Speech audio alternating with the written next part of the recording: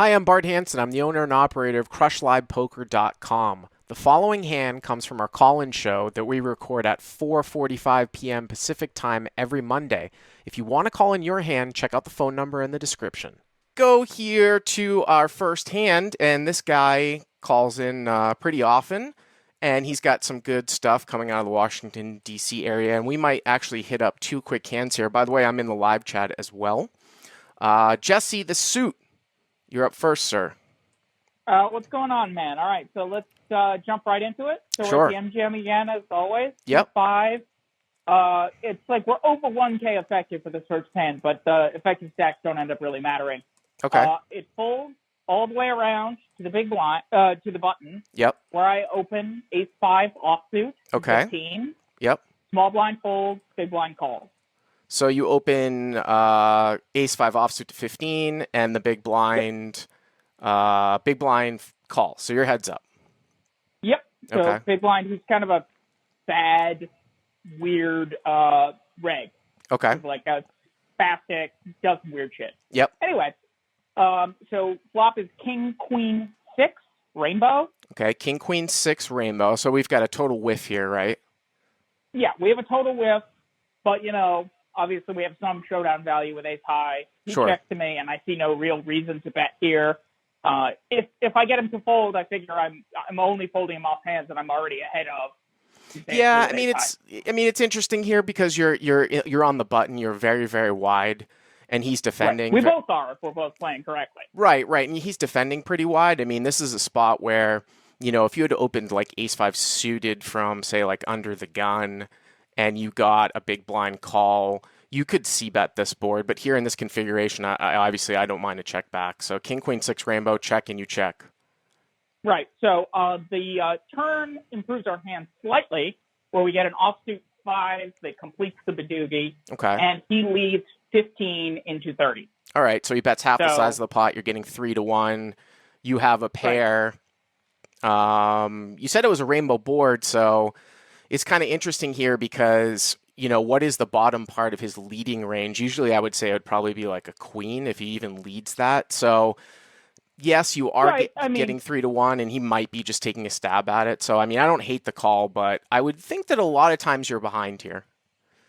Yeah, I would think that I am behind a lot of times. One of the reasons why I also tend to check in a lot of these spots is I feel like people play very badly against passive lines often. They'll take stabs that don't make any sense and do kinds of weird stuff because they're just not used to it. Yeah. But anyway, so he bets 15. I call. Mm-hmm. The river is a good card for me. It is an ace, which gives me top and bottom. Uh-huh. And here's where we get into a situation I think I've never encountered before in live poker. He bets 200 into 60. 200 into 60. Wow. So yeah, so like 3.5x pot. Right. So you are, when we look at what we like to call MDF, which is minimum defense frequency, and then we look at pot odds. So, the pot is 260, it's 200 for you to call. So you're getting just over, 1-to-1, something like that. You probably have to be good 45 to 47% of the time. When he bets 3 times the size of the pot, this isn't, I'll have to do this a little bit of calculation in my head. Maybe, Jesse, you can help me here, but just follow me, 2 heads are better than 1. But if you were to bet pot, you'd have to defend with half your range.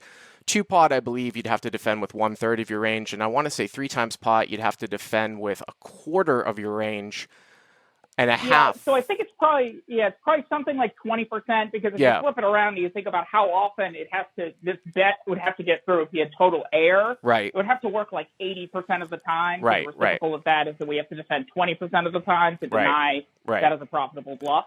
I got to tell you, this sort of smells like, at this level, unless you've got some sort of history here. First of all, you talk about like, well, what are the hands that like I would arrive here? Is ace-5, aces up going to be in the top, say 20% of hands that I'm going to arrive with on the river? Given this line, if you're betting ace-queen and ace-king on the flop, which you probably would, and you're betting pocket sixes, it probably is, and that assumes that you're going to bet off Jack-10 most of the time too on the flop.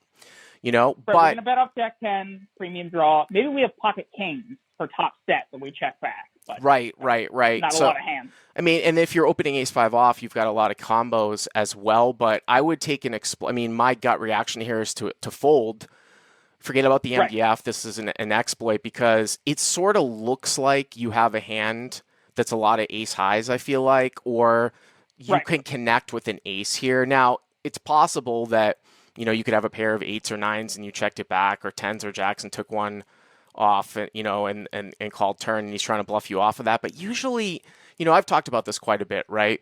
When people wake up from odd position on cards that normally will hit the pre-flop raiser's sort of passive line, whether that's betting flop check turn, and then they wake up on Right. the river with an ace or a king. And I made a little video out of that when I folded the ace jack against I can't remember the guy, the little bit chubby faced Asian guy on Live at the Bike. And I put that up on social media when Yeah. it Yeah. got checked back through the river and he bet and I folded and he did have a flush. I tend to overfold sort of in these spots. So my gut reaction here is this is probably a fold.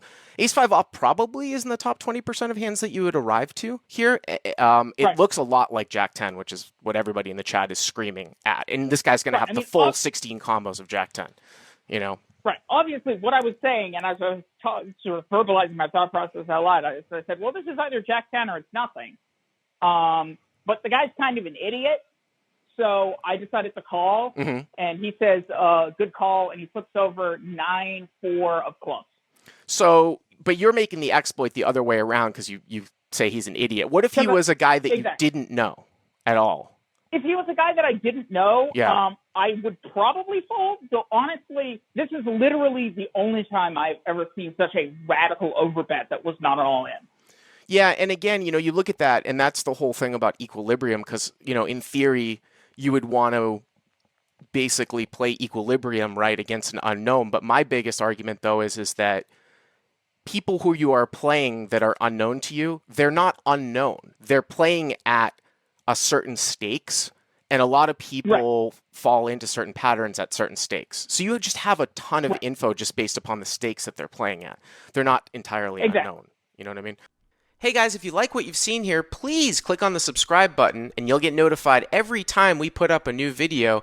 And if you want to check out crushlivepoker.com for the first month free, use the code YTA200. Click on the link right there.